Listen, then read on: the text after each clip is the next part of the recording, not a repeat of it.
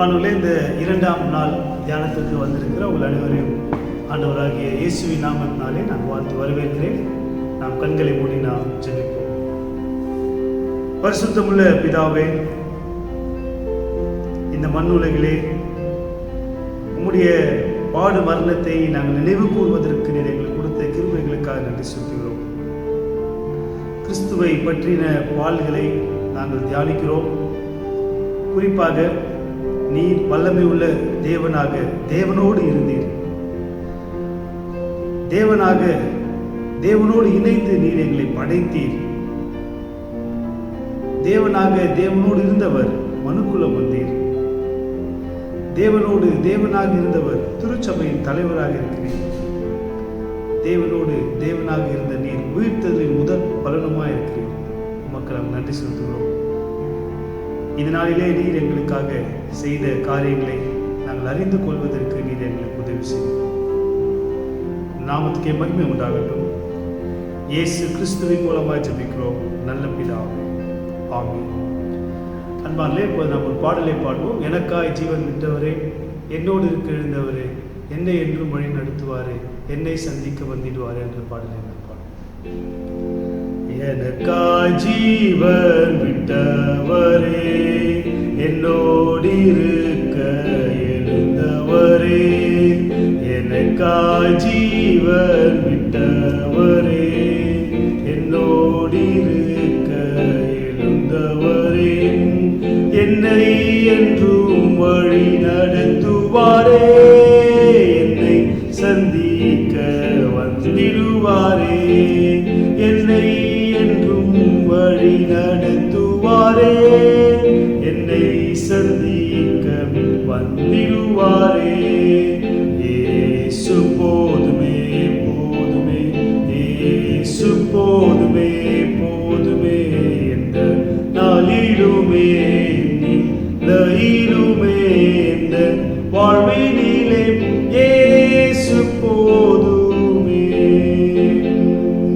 புல்லுள்ள இடங்களில் மேய்த்திடுவார், அமர்ந்த தண்ணீர் அண்டை நடத்திடுவார். புல்லுள்ள இடங்களில் மேய்த்திடுவார், அமர்ந்த தண்ணீர் அண்டை நடத்திடுவார். ஆத்துமாவை நீதம் தேற்றிடுவார், மரண பள்ளத்தாக்கில் காத்திடுவார். ஆத்துமாவை நீதம் தேற்றிடுவார், மரண பள்ளத்தாக்கில் காத்திடுவார்.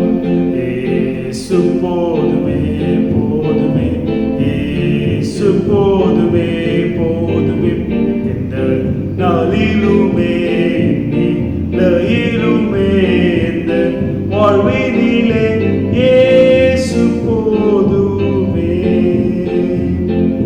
பிசாசின் சோதனை பெருகிட்டாலும் சோர்ந்து போகாமல் முன் செல்லவே, பிசாசின் சோதனை பெருகிட்டாலும் சோர்ந்து போகாமல் முன் செல்லவே, உலகமும் மாமிசமும் மயங்கிட்டாலும் மயங்கிடாமல் முன்னேறவே, உலகமும் மாமிசமும் மயங்கிட்டாலும் மயங்கிடாமல் முன்னேறவே. இயேசு போதுமே போதுமே, இயேசு போதுமே போதுமே, எந்த நாளிலுமே நிலையிலுமே எந்த வாழ்வினிலே இயேசு போதுமே. மனிதர் என்னை கைவிட்டாலும் மாமிசமழுகி நாரிட்டாலும், மனிதர் என்னை கைவிட்டாலும் மாமிசமழுகி நாரிட்டாலும், ஐஸ்வர்யம் யாவும் அழிந்திட்டாலும் ஆகாதவர் என்று தள்ளிவிட்டாலும், ஐஸ்வர்யம் யாவும் நிந்திட்டாலும் ஆகாதவர் என்று தள்ளிவிட்டாலும் இயேசு போதுமே போதுமே, இயேசு போதுமே போதுமே, நாளிலுமே நிலையிலுமே எந்த வாழ்வினிலே இயேசு போதுமே. அன்பானவர்களே, நாம் தொடர்ச்சியாக புதிய ஏற்பாட்டிலே உள்ள கிறிஸ்துவை பற்றின பாடல்களிலிருந்து 3 கேள்விகளின் அடிப்படையிலே இந்த தியானத்தை நாம் சிந்தித்து வருகிறோம். நேற்று உண்மையாகவே இது உங்களுக்கு ஆசீர்வாதமாக இருந்திருக்கும் என்று நான் நம்புகிறேன். இந்த கிறிஸ்துவை பற்றின பாடல்களிலிருந்து இயேசு என்பவர் யார் என்பதை குறித்து நேற்று நாம் பார்த்தோம். இந்த நாளிலே இந்த கிறிஸ்தவ பாடல்களின் அடிப்படையிலே அல்லது கிறிஸ்துவை பற்றின பாடல்களின் அடிப்படையிலே இயேசு நமக்காக என்ன செய்தார்? அன்பானவர்களே, மிக சுருக்கமாக நாம் அனைவருக்கும் இந்த கேள்விக்கான விடை நிச்சயமாக தெரிந்திருக்கும். பழைய ஏற்பாட்டிலும் சரி புதிய ஏற்பாட்டிலும் சரி இயேசு நமக்காக என்ன செய்தார் என்பது பல நிலைகளிலே பல விளக்கங்கள் நமக்கு கொடுக்கப்பட்டுள்ளது. ஆனால் அந்த கிறிஸ்துவை பற்றின பாடல்களின் அடிப்படையிலே இயேசு நமக்காக என்ன செய்தார் என்ற கேள்விக்கு ஒரே வார்த்தையில் விடை அளிக்க வேண்டும் என்றால் இயேசு நமக்காக சிலுவையிலே மரித்தார். இந்த விடை நாம் அனைவருக்கும் தெரிந்த ஒரு விடை. இதில் யாருக்கும் எந்த விதமான மாற்று கருத்தும் இல்லை. ஆனால் இதை இயேசு எப்படி செய்தார் என்பதை பற்றிய இந்த பாடல்கள் நமக்கு விளக்கி சொல்கிறது. Christ died for us, we all know that, but how he let himself to die on the cross, எப்படி அவர் சிலுவையில் தன்னை மரிப்பதற்காக அவர் அனுமதித்தார், அதை இந்த பாடல்கள் மிக தெளிவாக நமக்கு விளக்குகிறது. உதாரணமாக ஒரு சமையல்காரர் என்று அவருக்கு நமக்கு தெரியும். ஆனால் அவர் எப்படி இந்த சமையலை சுவையாக செய்கிறார், what are the process involve, அதை பற்றி தான் இந்த கிறிஸ்துவை பற்றின பாடல்கள் நமக்கு கொடுக்கிறது. அதில் மூன்று பாடல்களிலும் உருவக மொழியில் அது நமக்கு கொடுக்கப்பட்டிருக்கிறது. ஒரு விதமான ஒரு அலிகாரிக்கல் லாங்குவேஜில் நமக்கு கொடுக்கப்பட்டிருக்கிறது. அதில் குறிப்பாக பிலிப்பியர் 6ஆம் அதிகாரம், பிலிப்பியர் 2ஆம் அதிகாரம் 6ஆம் வசனத்தில் அவர் மனுஷரூபமாய் காணப்பட்டு அவர் தேவனுடைய ரூபமாக இருக்கும், தேவனுக்கு சமமாக இருப்பதை கொள்ளையாடின பொருளாக இல்லாமல் தம்மை தாமே வெறுமையாக்கி அடிமையின் ரூபம் எடுத்து மனுஷர் சாயலானார். மனுஷரூபமாய் காணப்பட்டு மரண பரிந்தும் சிலுவை மரண பரிந்தும் கீழ்ப்படிந்தவராகி தம்மை தாமே தாழ்த்தினார் என்ற வார்த்தையை நாம் பார்க்கிறோம். அது மாத்திரமல்ல, கொலோசியர் புத்தகத்தில் அவர் சிலுவையிலே சிந்தின இரத்தத்தினாலே நம்மோடு அல்லது நாம் தேவனோடு இணைக்கப்பட்டோம் என்று நாம் பார்க்கிறோம். அதே வேளையிலே யோவான் என்ற நற்செய்தியின் உள்ளே அவர் கிருபையினாலும் சத்தியத்தினால் நிறைந்தவராய் நமக்குள்ளே வாசம் பண்ணார் என்று பார்க்கிறோம். இந்த 3 வாக்கியங்களும் எடுத்து பார்த்தால் இந்த வாக்கியங்கள் நமக்கு இயேசு எப்படி சிலுவையில் மரித்தார் என்பதை குறித்து சில விளக்கங்கள் நமக்கு கொடுக்கின்றன. அதை நான் உங்களுக்கு இந்த நாளிலே பகிர்ந்து கொள்ளலாம் என்று யோசிக்கிறேன். ஸோ நம்முடைய கேள்வி, இயேசு நமக்காக என்ன செய்தார்? இயேசு நமக்காக மரித்தார். இயேசு நமக்காக தன்னையே தியாகம் செய்தார். இயேசு நமக்காக தன்னையே வெறுமையாக்கினார். அன்பானவர்களே, இந்த வெறுமையாக்குதல் என்பதை நாம் மிக தெளிவாக புரிந்து கொள்ள வேண்டும். அவர் தேவனுடைய சகல குணங்களும் அவருக்கு உண்டு. அவர் வல்லமை உள்ளவர். அவரால் செய்யக்கூடாத காரியம் ஒன்றுமில்லை. அவருக்கு முன்பாக போர்சேவர்களும் சரி, ஏரோதும் சரி, பிலாத்தும் சரி அவருக்கு முன்பாக நிற்கக்கூட முடியாது. ஆனால் அவர்கள் அவரை விசாரிக்கும் போதும் சரி, அவர்கள் அவரை அடிக்கும் போதும் சரி, தன்னுடைய தெய்வீக தன்மையை பயன்படுத்தி அவர்களை அவர் அழிக்கவில்லை. மாறாக அவர் நமக்காக பாடுகள் பட்டார். He never used his godly qualities to punish them, but rather he suffered. அவர் அவரை அடிப்பதற்கு அவர் அனுமதித்தார். அந்த வலியை தாங்கிக் கொள்வதற்கு அவர் அனுமதித்தார். அதை தான் நாம் emptied என்று சொல்கிறோம். ஆங்கிலத்தில் ரொம்ப அருமையாக இருக்கிறது, நான் தமிழில் மொழிபெயர்த்திருக்கிறேன். தேவனுடைய குணங்களை உடையவர் அந்த குணங்களை தேவனின் திட்டத்திற்கு எதிராக பயன்படுத்தவில்லை. உதாரணமாக, என்னிடம் நிறைய பணம் இருக்கிறது என்று வைத்துக் கொள்வோம். பணம் இருந்தால் நிச்சயமாக நமக்கு தாழ்மை இருக்காது. பணத்திமிர் என்று சொல்வோமே, அது தானாக வந்துவிடும். ஆனால் இங்கே ஒருவர் பணம் இல்லாமல் திமிர் காட்டுவது என்பது வேறு. தன்னிடம் அவ்வளவு பணம் இருந்தும் அந்த பணத்தை ஒருபோதும் தவறான காரியங்களுக்கு பயன்படுத்தாமல் இருந்தது தான் இன்றைய நாளிலே நாம் பார்க்கிறோம். அப்படி என்றால் இயேசுவிடம் எல்லா வல்லமைகளும் இருந்தது, இயேசுவிடம் எல்லா அதிகாரமும் இருந்தது, இயேசுவிடம் எல்லா விதமான காரியங்களும் இருந்தது. ஆனால் அவர் தேவனுடைய திட்டத்திற்கு எதிராக அதை ஒருபோதும் பயன்படுத்தினார். அதை தான் பவுல் அவர்கள் emptied himself என்று சொல்றார், வெறுமையாக்கினார். ரைட், ஒன்றும் இல்லாமல் தன்னை வெறுமையாக்கினார். எப்படி வெறுமையாக்கினார்? அவர் அடிமையின் ரூபம் எடுத்து வெறுமையாக்கினார். அடிமைக்கு எஜமான் சொல்வதுதான் வேலை. இங்கு தேவன் நமக்காக, தேவனுக்கு முன்பாக, இயேசு நமக்காக தேவனுக்கு முன்பாக அடிமையாக மாறினார். He took the form of a slave. அடிமையாக மாறினார். தேவன் பிதா என்ன சொன்னாரோ அதை செய்வதற்கு தன்னை அடிமையாக ஒப்பு கொடுத்தார்.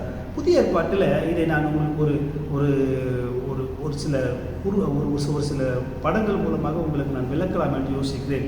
நான் வாசித்த ஒரு வேத பகுதியை நாம் திருப்பிக் கொள்ளலாம். மார்க் நற்செய்தி நூல் 14ஆம் அதிகாரம். இந்த அதிகாரத்தில் இயேசு கடைசியாக சிலுவையிலே எப்படி அவர் மரித்தார் என்பதை பற்றின ஒரு சில காரியங்களை நாம் பார்க்கிறோம். இந்த காரியங்களை நாம் புரிந்து கொண்டால் அடிமையின் ரூபம் எடுத்து இயேசு எப்படி சிலுவையிலே மரித்தார் என்பது நமக்கு புரிந்துவிடும். மார்க் 14ஆம் அதிகாரத்துக்கு நேராக நீங்கள் திருப்பிக் கொள்ளுங்கள். அந்த அதிகாரத்துக்கு நேராக நீங்கள் திருப்பிக் கொள்ளும்போது 11ஆம் அதிகாரத்திலிருந்து இயேசு இந்த நெடுந்தூர பயணத்தை மேற்கொள்கிறார். கிட்டத்தட்ட மார்க் 8ஆம் அதிகாரத்திலிருந்து அவர் எருசலேமுக்கு நேராக பிரயாணம் பண்ணுகிறார். பிரயாணம் பண்ணுகிற வழியிலே பல கிராமங்களுக்கு சென்று சுவிசேஷத்தை அறிவிக்கிறார். பல அற்புதங்களை செய்கிறார். கடைசியாக மார்க் 11ஆம் அதிகாரத்தில் அவர் எருசலேமுக்கு நேராக பிரயாணம் செய்கிறார். It is a long journey. ஆண்டவர் மேற்கொள்கிறார். ஒரு நெடுதூர பயணத்தை அவர் மேற்கொள்கிறார். ஒருவேளை அன்றைய காலகட்டத்தில் இயேசு வாழ்ந்த காலத்தில் எந்த விதமான போக்குவரத்து வசதிகளும் இல்லாத போதும் கடைசியாக அவர் எருசலேமுக்கு பிரயாணப்பட்டு வந்ததும் ஒரு கழுதை மேலே தான் இருந்தார். அப்படி என்றால் அவருடைய பிரயாண கலைப்பு அவருக்கு அதிகமாக இருந்திருக்கும் என்பதில் எந்த விதமான மாற்று கருத்தும் இல்லை. இரவு வேளையிலே, வியாழன் இரவிலே ஆண்டவர் அந்த பஸ்கா பண்டிகையை அனுசரித்த பிறகு தன்னுடைய சீஷர்களோட கெத்செமனே தோட்டத்திற்கு போன பிறகு தன்னுடைய சீஷர்களிடம் அவர் வைக்கிற கடைசி கோரிக்கை, நீங்கள் விழித்திருந்து ஜெபம் பண்ணுங்கள். ஆனால் இயேசு ஜெபம் செய்கிறார், சீஷர்களோ தூங்கிக் கொண்டிருக்கிறார்கள். ஒரு தலைவனாக அநேக நேரங்களிலே ஒரு தலைவர் சொல்வதை அந்த தொண்டர்கள் செய்யாத போது அந்த தலைவருக்கு நிச்சயமாக மன வருத்தம் இருக்கும். ஒருவேளை நீங்கள் ஒரு பொறுப்பில் இருக்கிறீர்கள், நீங்கள் சொல்லும்போது உங்கள் பொறுப்பின் கீழ் இருக்கிறவர்கள் அதை செய்யாமல் போனால் உங்களுக்கு அதிகமாக கோபம் வரும். ஆனால் இங்கே இயேசு பிதாவினிடத்தில் வேண்டிக் கொண்டிருக்கிறார். ஆனால் இங்கே சீஷர்களோ நித்திரை மயக்கமாக இருந்தார்கள். வேதம் அப்படிதான் சொல்லப்பட்டிருக்கிறது. நான் வாசித்த மார்க்கில் நாம் பார்க்கிறோம், நித்திய மயக்கமாக இருந்தார்கள், நித்திரை மயக்கமாக இருந்தார்கள். 3 முறை அவர்களை அவர் எழுப்புகிறார். 3 முறையும் அவர்கள் நித்திரை மயக்கமாக இருந்தார்கள். ஸோ இயேசு ஜெபிக்கிறார், இயேசு துக்கத்தில் இருக்கிறார். ஆனால் சீஷர்களோ தூங்கிக் கொண்டிருக்கிறார்கள். லூக்காவிலே நாம் பார்க்கிறோம், அவருடைய வியர்வை இரத்த துளிகளாய் கீழே. அப்படிப்பட்ட ஒரு பாரம். ஏன்னால் அவரால் அதை தாங்க முடியாது. நமக்காக பாவமாக போகிறார், நமக்காக அவர் தரித்திரராக போகிறார். அந்த வேதனையை விட்டு நீங்கும்படி பிதாவிடத்தில் வேண்டுதல் செய்கிறார். ஆனால் பிதா அதற்கு செவி கொடுக்கவில்லை. மாறாக பிதாவின் சித்தத்துக்கு அவர் ஒப்பு கொடுத்து துக்கத்தில் இருக்கிறார். ஆனால் இந்த சீஷர்களோ தூங்கி கொண்டிருக்கிறார். ஸோ ஒரு பக்கம் நெடுதூர பிரயாணம் பிசிக்கலாக, இன்னொரு பக்கம் அவருக்கு அதிகமான ஒரு பாரம் இயேசுவுக்கு. 3வதாக நாம் பார்த்தோம் என்றால் அதற்கு கோர்வையாக அவரை இரவு நேரத்தில் கைது செய்கிறார்கள். அவரை கைது செய்யும்போது ஆண்டவர் கேட்ட கேள்வி, கல்லனை பிடிக்கிறது போல என்னை நீங்கள் இரவிலே பிடிக்க வந்தீர்கள். They are coming to arrest the thief. திருடனை போல வருகிறார்கள். கைது மாத்திரம் அங்கே நடக்கலை, அங்கே ஒரு பெரிய துரோகம் நடக்கிறது. யூதாஸ் முன்னாடியே ஒரு குழு கொடுத்துட்டார், நான் யாரை முத்தம் செய்கிறோனோ அவரை நீங்கள் பிடித்துக் கொள்ளுங்கள், அவர் தான் இயேசு. ஸோ இரவில் தீப்பந்தத்தில், இரவு நேரத்தில் தீப்பந்தத்தை அந்த வெளிச்சத்தில் யூதாஸ் இயேசுவை முத்தம் செய்தான். அவர்கள் இயேசுவை கைது செய்தார்கள். இந்த வழியை அநேக நேரத்திலே நாம் புரிந்து கொள்ள முடியாது. உங்களோடு நெருக்கமாக இருக்கிற ஒருவர் திடீரென்று உங்களுக்கு எதிராக மாறி போனால் உங்களுடைய மனநிலை எப்படி இருக்கும்? ஆண்டவருக்கு சரீரப்பிரகாரமான கலைப்பு, அதே வேளையில் ஆவிக்குரிய கலைப்பு. இங்கே நீங்கள் பார்த்தீங்கன்னா மன ரீதியான ஒரு கலைப்பு. He was almost into a depressed state. ஏன்னா தன்னோடு இருந்த ஒருவன் அவரை இப்போது காட்டி கொடுத்தார். ஆண்டவருக்கு இருக்கிற பெருமையாக்கினார். தொடர்ந்து நீங்கள் பார்த்தீர்கள் என்றால் அதே இரவிலே அவரை விசாரணைக்காக கொண்டு செல்கிறார்கள். வேதம் ரொம்ப தெளிவாக இருக்கு. 15ஆம் அதிகாரத்தில் தான் பொழுது விடிந்த பின்பு அவரை பிலாத்துவிடம் கொண்டு சென்றார்கள். ஆனால் அந்த இரவிலே அந்த ஆலோசனை சங்கத்திலே அவரை குற்றம் சாட்டுவதற்காக பலவிதமான காரணங்களையும் கண்டுபிடித்தார்கள். ஆனால் ஒருவருக்கும் ஒரு காரணமும் கிடைக்கவில்லை. வேதம் அழகா சொல்றது, அவர்கள் பல பொய் சாட்சிகளை உருவாக்கினார்கள். ஆனால் அவர்கள் எந்த சாட்சியும் சொல்லியும் அது ஒவ்வாமல் போயிற்று. கடைசியாக அவர் மேல் வைத்த குற்றம் தேவ தூஷணம் சொல்கிறான். அதே இரவு அவரை விசாரிக்கிறார். The same night he was being tried. So ஒரு நெடுதூர பயணம், ஒரு விதமான சரீர களைப்பு, ஆவிக்குரிய விதமான ஒரு பாரம், மன வருத்தம், துரோகம், தன்னுடைய சீரன் அவனுக்கு துரோகம் செய்து விட்டான். இது ஒரு பக்கம் நடக்க, இன்னொரு பக்கம் அவரை விசாரித்துக் கொண்டிருக்க அவர் திரும்பி பார்க்கும்போது பேதுரு தன்னை இயேசுவை 3 தரம் மறுதளித்தான். அவன் மறுதளித்த நபர்கள் எல்லோரும் பெரிய ஆட்கள் கிடையாது. சாதாரண ஒரு வேலைக்காரியிடம் இயேசுவை நான் அறியேன் என்று சொல்லி அவன் சபிக்கவும் சத்தியம் பண்ண தொடங்கினான். அவருடைய பாரம் அதிகமாகி கொண்டே போகிறது. ஒரே நேரத்தில் ஒரு மனிதனுக்கு இவ்வளவு விதமான அழுத்தங்கள் வரும்போது நிச்சயமாக அந்த மனிதனால் தாங்க முடியாது. இயேசுவுக்கு மன அழுத்தம் அதிகமாகி கொண்டே இருக்கிறது. சரீர அழுத்தம், மன அழுத்தம், ஆவிக்குரிய அழுத்தம். லூக்காவிலே நாம் பார்க்கிறோம், அவரை காலையிலே பிலாத்துவின் அரண்மனைக்கு கொண்டு செல்கிறார்கள்.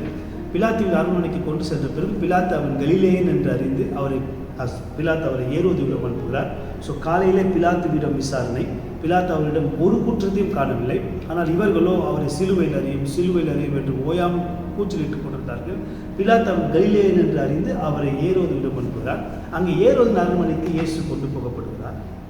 ஆனால் ஏரோது இயேசுவை காண வேண்டும் என்று விரும்பி ஏரோது இயேசுவை பார்க்கிறான். ஆனால் அங்கே நடந்தது அது அல்ல. இயேசுவை பார்க்கிறான், இயேசுவை விசாரிக்கிறான். ஆனால் ஒரு பெரிய ஒரு அங்கியை அவருக்கு தரிப்பித்து அவரை பரியாசம் செய்தார்கள். அன்பான emptied himself. வல்லமை உள்ள ஆண்டவர் மனிதர்களால் பரியாசம் செய்யப்பட்டார். அவர் ஒருபொழுதும் தன்னுடைய தெய்வீக தன்மையை அங்கே பயன்படுத்தி he could have just gone from that place. அப்படி அந்த இடத்தை விட்டு மறைந்து போயிருக்கலாம். ஆண்டவர் போகவில்லை. emptied himself. அடிமையாக அங்கே நின்று கொண்டிருந்தார். அதை நான் கொஞ்சம் கற்பனை பண்ணி பார்த்தேன். இவ்வளவு வேதனையும் அங்கே இருக்கிறது. அவருக்கு ஏற்கனவே சரீர களைப்பு, ஆவிக்குரிய பாரம், மன அழுத்தம். இந்த வேளையிலே ஏரோது அவரை வைத்து பரியாசம் பண்ணி கொண்டிருந்தார். ஏரோது மாத்திரம் பரியாசம் செய்யவில்லை. அந்த அரண்மனையில் இருக்கிற சின்னவர் முதல் பெரியவர் வரை அதிகாரத்தில் எல்லோரும் அவரை பரியாசம் பண்ணார். He was mocked. அந்த பரியாசம் பண்ணி ஏரோது அவரை பிலாத்துவின் அரண்மனைக்கு கொண்டு செல்கிறார். இங்கே பிலாத்து மறுபடியும் இயேசுவை விசாரிக்கிறான். பலவிதமான போராட்டங்கள் சுவிசேஷங்களில் இதை மிக அழகாக சொல்கிறார்கள். பிலாத்து இயேசுவை விடுதலையாக்க மனதாக இருந்தார். ஆனால் யூதர்களோ விடுதலையாக்க விரும்பவில்லை. பிலாத்து அவர்களுக்கு ஒரு கொலைபாதனை விடுதலை செய்ய வேண்டும். அப்பொழுது அவர்கள் பரபாசுக்கு பதிலாக இயேசுவை சிலுவையில் அறிய வேண்டும் என்று சொல்கிறார்கள். பரபாசை விடுதலை செய்ய வேண்டும் என்று சொல்கிறார்கள். பிலாத்துக்கு அவருடைய மனைவி எச்சரிக்கிறார், இந்த தேவ மனுஷனை தண்டியாது. பிலாத்து அவர்களை கைகளை கழுவி இயேசுவை வாளினால் அடிப்பித்து சிலுவையில் அறிவதற்கு கட்டளையிட்டார். அன்பானவர்களே, இயேசுவை ஏற்கனவே நெடுந்தூர பயணம், அவருக்கு ஏற்கனவே சரீர களைப்பு, அவருக்கு மனபாரம், அவருக்கு ஒரு விதமான ஆவிக்குரிய பாரம், அதிகமான பரியாசங்கள். ஆனால் பிலாத்து அவரை வாளினால் அடிப்பித்து, அந்த வசனம் இருக்கிறது. So he was being tortured again. அந்த ஒரு வாளினால் அவர் அடிக்கும்போது சரீரங்கள் எல்லாம் பிக்கப்படும். அது ஒரு பெரிய பாடம். அதை நாம் இப்பொழுது படிக்கவில்லை. அந்த ஒரு சாட்டையால் அவர் அடிக்கும்போது அவருடைய சரீரம் முழுவதும் கிழிக்கப்படும். அப்படி என்றால் 39 முறை அவர் அடிக்கும்போது 39 முறையும் அவருடைய சரீரம் கிழிக்கப்பட்டது. ஸோ பெயின் ஆஃப்டர் பெயின், வலிகளுக்கு மேல் வலிகள், வேதனைக்கு மேலே வேதனைகள், அடிகளுக்கு மேலே அடிகள், அழுத்தத்தின் மேலே அழுத்தம். ஸோ சிலுவையை சுமந்து கொண்டு செல்வதற்கு முன்பதாக இயேசுவை வாரினால் அனுப்பிட்டார்கள். அன்பானவர்களே, அது மாத்திரமல்ல, மார்க்கில் நாம் பார்க்கிறோம், அவருக்கு ஒரு சிவப்பான மேல் அங்கியை தரித்தார்கள். முள் முடியை பின்னி அதை அவர் தலையிலே சூட்டினார்கள். ஒரு சிரசால், ஒரு கோலால் அவரை சிரசிலே அடித்தார்கள். அவரை காரி துப்பினார்கள். அந்த வசனத்தை நான் உங்களுக்காக வாசிக்கிறேன். மார்க்கு 15ஆம் அதிகாரம் 19ஆம் வசனம், 16ஆம் வசனத்திலிருந்து 20ஆம் வசனம் வரை. அப்பொழுது போர் சேவகர் அவரை தேசாதிபதியின் அரண்மனையாகிய மாளிகையில் கொண்டு போய் அவ்விடத்தில் போர் சேவகர் கூட்டம் முழுவதையும் கூட்டி வர செய்து சிவப்பான மேல் அங்கி அவருக்கு உடுத்தி முள் முடியை பின்னி அவருக்கு சூட்டி யூதருடைய ராஜாவே வாழ்க என்று அவரை வாழ்த்தி அவரை சிரசில் கோலால் அடித்து அவர் மேல் துப்பி முழங்கால் படியிட்டு அவரை வழினார். ஸோ வாரினால் அடிப்பது மாத்திரமல்ல, சிவப்பான மேலங்கியை தரித்தார்கள். அவர் மேலே முள்முடியை சூட்டினார்கள். சூட்டினது மாத்திரமல்ல, அந்த முள்முடியை கோலால் அடித்தார்கள். கோலால் அடித்தது மாத்திரமல்ல, அவரை காரி துப்பினார்கள். துப்பினது மாத்திரமல்ல, அவரை பரியாசம். வேதாமத்தில் இன்னொரு இடத்துல இருக்கு, அவரை தலையிலே கொட்டி உன்னை கொட்டினது யார் என்பதை பரிசோதனை பண்ணி இந்த பாடுகளை ஆண்டவர் சந்தித்தார். வேதனைக்கு மேலே வேதனை, கண்ணீர்களுக்கு மேல் கண்ணீர், கவலைகளுக்கு மேல் கவலை, அழுத்தத்தின் மேல் அழுத்தம். அது மாத்திரமல்ல, அவரை சிலுவையை சுமக்க வைத்தார்கள். அநேகர் சொல்றாங்க அது ஒரு நீண்ட பிரயாணம், ஒரு 2-3 கிலோமீட்டர் வைத்துக் கொள்ளுங்கள், சிலுவையை அவர் சுமந்து செல்ல வேண்டும். அப்படி அவர் சிலுவையை 2 அத்தனை கிலோமீட்டர் அவர் சுமந்து செல்லும் பொழுது ஏற்கனவே அவருடைய சரீரம் பீக்கப்பட்ட ஒரு சரீரம், அவமானப்படுத்தப்பட்ட ஒரு சரீரம், மனதிலே ஒரு விதமான ஒரு பாரம். அந்த பாரத்தில் கூட அவர் அங்கிருந்த பெண்களை பார்த்து சொன்னார், எனக்காக அழாதீங்க, உங்களுக்காக உங்கள் பிள்ளைகளுக்காக.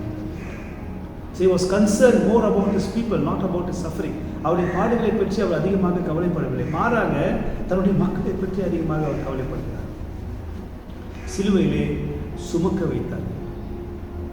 ஒருவேளை சீமோன் சுமந்த சிலுவை கொஞ்சம் தூரம் தான் சுமந்தான், ஆனால் மீதமுள்ள தூரத்தை இயேசு சிலுவையை சுமந்து கொண்டு சென்றார். ஸோ அது ஒரு அவ்வளோ வெயிட், அந்த வெயிட்டை இயேசு சுமந்து சென்றார். கடைசியாக அவர் சிலுவையில் அறிந்தார். சிலுவையில் அறையும் போது சும்மா அவ்வளோ பேர் அவர் அவமானப்படுத்தினார். லூக்காவில் பார்க்கிறோம், சிலுவையில் அவர் தொங்கிக் கொண்டிருக்கும் போது கூட இவன் தேவனுடைய குமாரனான இறங்கி வா, நாங்கள் அப்போது உங்களை நம்புகிறோம் என்று போகிறவர்களும், தலை தூக்குறவர்களும், நடக்கிறவர்களும், போகிறவரும் அவரை பரியாசம் பண்ணார். சிலுவையிலே அவமானம் கூட, அவரோடு கூட அறையப்பட்ட ஒரு கல்லன், எந்த விதமான தகுதியும் இல்லாத கல்லன் இயேசுவை பரியாசம் பண்ணார். கிறிஸ்துவானால் உன்னையும் ரட்சித்துக்கொள், என்னையும் ரட்சித்துக்கொள். ஆனால் அந்த வேளையிலும் அந்த கல்லனை, அவர் மனம் திரும்பி அந்த கல்லனை பார்த்து சொன்னார், இன்றைக்கு நீங்கள் என்னோட கூட உடனே செய்திருப்பாய். தன் தாயிடம் தான் செய்ய வேண்டிய கடமைகளை செய்தார், தன் சீடர்களுக்கு அவர் செய்ய வேண்டிய கடமைகளை செய்தார், முழுவதுமாக விரும்பியாக்கினார். சிலுவையில் இயேசுவை அவமானப்படுத்தினார். அது மட்டுமா, தாகமாயிருப்பேன் என்று கேட்டார், அவருக்கு தாகத்திற்கு பதிலாக தண்ணீருக்கு பதிலாக காடியை குடித்தார். ஈட்டினால் குத்தினார்கள், சிலுவை வைத்தார். அன்பானவர்களே, 3 மணி நேரம் இயேசு சிலுவையில் தொங்கினார் என்று நாம் பார்க்கிறோம். 3 hours. அந்த 3 மணி நேரம் ஆண்டவர் சிலுவையில் தொங்கி இந்த நான் சொன்ன இந்த எந்த சம்பவங்களிலும் இயேசு தன்னுடைய அதிகாரத்தை துஷ்பிரயோகப்படுத்தவில்லை. அவருக்கு இருந்த வல்லமையை தவறாக பயன்படுத்தவில்லை. அவருக்கு இருந்த அதிகாரத்தை தன்னுடைய வழிக்காக, தன்னுடைய வேதனைக்காக பயன்படுத்தினார். மாறாக தேவனுடைய சித்தத்துக்காக பயன்படுத்தினார். அடிமையாக வெறுமையாக்கினார். He emptied himself that I am nothing, it is only God. ஒரு அடிமையாக வெறுமையாக்கினார். அன்பானவர்களே, இயேசு சிலுவையிலே நமக்காக செய்தது, சிலுவையில் அவர் மரித்தார். மரித்தது மாத்திரமல்ல, ஆண்டவர் 3ஆம் நாள் உயிர்த்தெழுந்தார். அதுதான் நம்முடைய நம்பிக்கை. ஆனால் அந்த வேதனை தாங்கொன்னா வேதனை, நெடுதூரம் பிரயாணம், சரீர கலைப்பு, மனதின் பாரங்கள், தன்னோடு இருந்த சீடர்கள் மூடினார்கள். ஒருவன் அவரை காட்டி கொடுத்தார், ஒருவன் அவரை மறுதளித்தார். அவர் பிரயாணப்பட்டு போகும்போதும் அல்லது ஒவ்வொரு அரண்மனைக்கும் அவரை கொண்டு செல்லும் போதும் அங்கே இருக்கிற ஒவ்வொருவரும் அவரை பரியாசம் பண்ணினார்கள், துப்பினார்கள், கொட்டினார்கள், ஞான திருஷ்டினால் பார்த்து சொல் என்று அவமானப்படுத்தினார்கள். அந்த வேதனைகளை இயேசு சகித்தார். அதை தான் நாம் எம்ப்டீட் என்று சொல்கிறோம். தன் அதிகாரத்தை ஒருபோதும் தவறாக பயன்படுத்த. என்னை கேட்டுக்கொண்டிருக்கிற அருமையான தேவனுடைய பிள்ளைகள், கிறிஸ்து நமக்காக என்ன செய்தார்? தன்னையே வெறுமையாக்கி சிலுவையிலே நமக்காக மரித்தார். இதனால நாம் கேட்ட 2வது கேள்வி, what Christ has done for me? He has sacrificed himself for you. உனக்காக, எனக்காக தன்னையே தியாகம். 3 காரியங்களை நான் சொல்லி ஜெபிக்க விரும்புகிறேன். முதலாவதாக, இயேசு எனக்காக செய்தார். என்ன செய்தார்? இயேசு அடிமையாக தன்னை வெறுமையாக்கினார். He emptied as a slave. அடிமையாக தன்னை வெறுமையாக்கினார். எதற்காக? எனக்காக, உனக்காக. இயேசு நிபந்தனை இல்லாமல் நம்மில் அன்பு கூர்ந்தார். எந்த விதமான நிபந்தனையும் இல்லாமல் நம்மில் அன்பு கூர்ந்தார். There is no condition in God's love. நிபந்தனை அற்ற அன்பினால் நம்மை நேசிக்கிறார். மூன்றாவதாக வேதனையோடு பாரத்தோடு சிலுவையில் மரித்தார். இயேசு எனக்காக என்ன செய்தார்? அடிமையாக தன்னை பெருமையாக்கினார். நிபந்தனை இல்லாமல் நம்மை நேசிக்கிறார். அது மாத்திரமல்ல, வேதனையோடு பாரத்தோடு சிலுவையில் சுமந்தார். அந்த இயேசு உங்களுக்கு செய்த தியாகத்தை நீங்கள் நினைத்து பாருங்கள். இந்த பாடல் நம் அனைவருக்கும் தெரிந்த ஒரு பாடல். இந்த பாடலை பாடி நாம் ஜெபிக்க விரும்புகிறேன். நம் கண்களை மூடி நாம் ஜெபிப்போம். ஒரு அர்த்தமுள்ள ஒரு பாடல். சிலுவை சுமந்த உருவம், சிந்தின ரத்தம் புரண்டோடி நதி போலவே பாய்கின்றதே நம்பி இயேசுவை. சிலுவை சுமந்த உருவம், சிந்தின ரத்தம் புரண்டோடியே நதி போலவே பாய்கின்றதே நம்பி இயேசுவண்டை வா. நம்பி இயேசுவண்டை வா. சிலுவை சுமந்த உருவம், சிந்தின ரத்தம் புரண்டோடியே நதி போலவே பாய்கின்றதே நம்பி இயேசுவண்டை வா.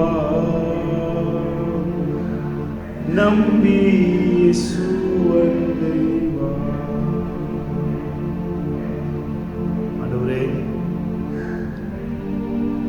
எனக்காக அடிமையாக உம்மை வெறுமையாக்கினீர்.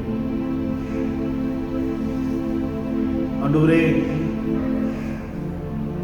என்னை நிபந்தனை இல்லாமல் நீர் நேசிக்கிறீர். ஆண்டவரே, தாங்கொன்னா வேதனையோடு துக்கத்தோடு பாரத்தோடு சிலுவையிலே மரித்தீர்.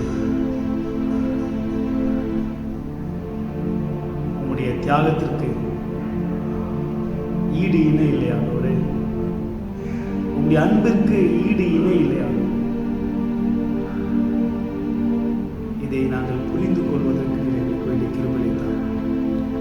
சீஷர்கள் உம்மை விட்டு ஓடினார்கள். உம்மோடு இருந்தவன் உம்மை காட்டி கொடுத்தான். ஒருவன் மறுதளித்தான். சரீர பிரகாரமாக ஒரு பாரம், ஆவிக்குரிய ரீதியில் ஒரு பாரம், மனதிலே பாரங்கள், அழுத்தங்கள், மனவேதனைகள். ஆனால் இதன் மத்தியிலும் ஒருபொழுதும் உம்முடைய அதிகாரத்தை தவறாக பயன்படுத்தாமல் உண்மையே வெறுமையாக்கி எனக்காக எங்களுக்காக தியாகம் செய்யும் உங்களுடைய அன்பிற்காக நாங்கள் நன்றி செலுத்துகிறோம். இந்நாளிலே இப்படிப்பட்ட ஒரு கூடுகையிலே நாங்கள் கலந்து கொள்வதற்கு இதை எங்களுக்கு கிருபை தந்தீர். இணைய வழி மூலமாக இதை பார்க்கிற, இந்த வார்த்தைகளை கேட்கிற விசுவாசிகள் ஒவ்வொருவரையும் கர்த்தர் ஆசீர்வதிப்பார். உம்முடைய அன்பினாலே மாற்றம் பெற்றவர்கள், மாற்றம் பெற்ற வாழ்க்கையிலே சுவாமி இன்னும் அதிகமாக வளரும். உம்முடைய அன்பினால் மாற்றப்படாதவர்கள் மாற்றப்படுவதற்கு கர்த்தரின் வாய்ப்பை ஏற்படுத்தி தரும்படியாக நாங்கள் சொல்லிக்கிறோம். உடைய கரங்களை எங்களை ஒப்புக் கொடுக்கிறோம். நீர் எங்களை பொறுப்பெடுத்துக் கொள்ளும், பாதுகாத்துக் கொள்ளும். எங்கள் அருமை ரட்சகர் இயேசு கிறிஸ்துவின் மூலமாக ஜெபிக்கிறோம் நல்ல பிதாவே. நம் அனைவரும் சேர்ந்து சொல்வோம். என் ஆத்துமாவே கர்த்தரை ஸ்தோத்திரி, என் முழு உள்ளமே பரிசுத்த நாமத்தை ஸ்தோத்திரி. என் ஆத்துமாவே கர்த்தரை ஸ்தோத்திரி, கர்த்தர் செய்த சகல உபகாரங்களின் மறவாதே. ஆமென். ஆசீர்வாதம் நம்முடைய கர்த்தராகிய இயேசு கிறிஸ்துவின் கிருபையும் பிதாவாகிய தேவனுடைய அன்பும் தூய ஆவியானவரின் பிரியா சமூகமும் சமாதானமும் சுகமும் பாதுகாப்பும் நம் அனைவரோடும் இன்றும் என்றும் சதா காலம்